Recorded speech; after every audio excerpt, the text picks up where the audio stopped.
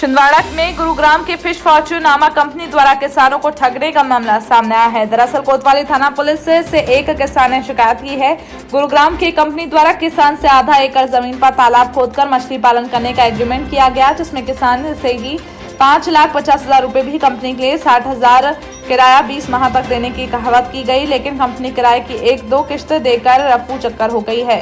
जब कोतवाली पुलिस मामले की तय कर गई तो छिंदवाड़ा में शुरुआती जांच में छिंदवाड़ा के 5 किसानों को ठगने का मामला सामने आया, जिसमें अन्य 4 किसानों से भी 5-5 रुपए कंपनी के कर्मचारियों ने 60,000 किराए का लालच देकर लिए थे।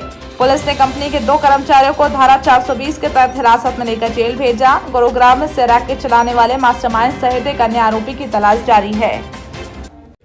एक किसान हैं अविनाश कराड़े कारावो के पास के रहने वाले हैं।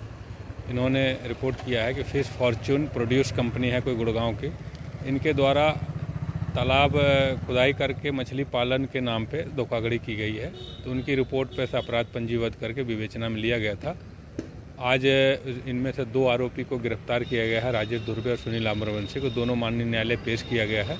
दोनों को माननीय न्यायालय के द्वारा जेल भेजा गया है। घटनाक्रम कुछ इस प्रकार रहा है कि कंपनी द्वारा आधा एकड़ ज़मीन में तालाब खुदाई करके मछली पालन का लालच देकर और 20 माह तक 60,000 रुपया रिटर्न देने का उनको लालच दिया जाता था किसानों को।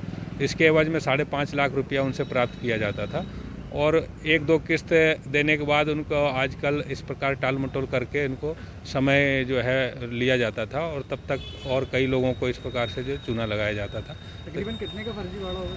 अभी जो जानकारी प्राप्त हुई थी, एक फरियादी है, उन्हीं के द्वारा जो जानकारी प्राप्त हुई थी, लगभग 5 किसानों की जानकारी अभी प्राप्त हुई है। तो उस हिसाब से मान लीजिए करीबन 25 लाख के आसपास होनी चाहिए। आगे कुछ किसान मिलने की संभावना है? हाँ, अगर समाचार पत्रों के माध्यम से जब जानकारी प्राप्त होगी तो हो सकता है और भी इसमें पीड़ित हो सकते हैं। तो उनकी जानकारी प्राप्त जब होगी तो उनके पूछताछ करके उनसे आवश्यक दस्तावेज जब्त करके विवेचना में लिया जाएगा।